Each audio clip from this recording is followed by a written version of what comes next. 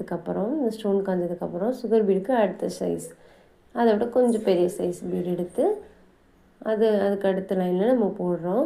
இது நம்ம 2 லைன் கொடுக்கலாம். பட் நான் ஒரு லைன் தான் கொடுத்துருக்கேன். நம்ம சிம்பிள் டிசைன் போடணும்னு சொன்னாங்க இல்லையா, ஸோ நான் சிம்பிளாக தான் கொடுத்துருக்கேன். இந்த ஸ்டோன் வந்து நீங்கள் ஸ்டிச் பண்ணி கூட நீங்கள் போட்டுக்கலாம். நான் வந்து கம் போட்டு விட்டிருக்கேன், ஏன்னா எனக்கு டைம் இல்லை. ஸோ நான் கம் போட்டு விட்டிருக்கேன். இப்போ நம்ம அந்த லைனும் முடிச்சிட்டோம். அடுத்து ஒரு லைன் சுகர் பீட். இது நீங்கள் 2 லைன் கொடுக்கலாம். நான் ஒரு லைன் மட்டும் கொடுத்துட்டு அடுத்து சுகர் பீட் கொடுக்குறேன். சுகர் பீட் கொடுத்ததுக்கப்புறம் அதுக்கு அடுத்த சைஸ் பீடை கொடுக்கணும். நீங்கள் வந்து ஒவ்வொரு பீடும் வச்சு பார்த்துட்டு அப்புறம் நீங்கள் ஸ்டிச் பண்ணுங்கள். நீங்கள் ஸ்டிச் பண்ணிட்டு அப்புறம் எடுக்க முடியாது, ஓட்டை விழுந்துடும்.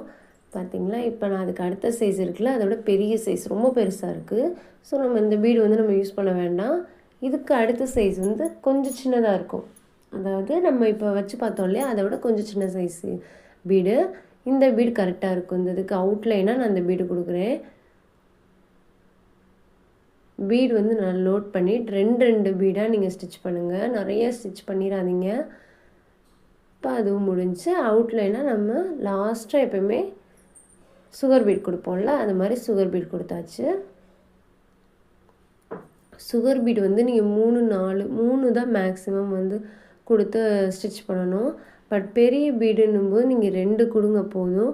நீங்கள் 3 4ன்னு கொடுக்கும்போது நீங்கள் அடுத்த லைன் போடும்போது அது வளைஞ்சு வந்துடும். ஸோ நல்லா இருக்காது, ஒரு ஷேப்பாக இருக்காது. 2 பீடு தான் பெரிய பீடுக்கு வந்து கொடுக்கணும். இப்போ நம்ம முடிஞ்சு இப்போ ஹேங்கிங் மாதிரி கீழே லைனாக வர மாதிரி மெஷர் பண்ணி 5 லைன், அதாவது 6, இங்கிட்டு 2 இங்கிட்டு 2, சென்டராக ஒரு லைன் நீளமாக இந்த மாதிரி மெஷர் பண்ணி போட்டுக்கோங்க.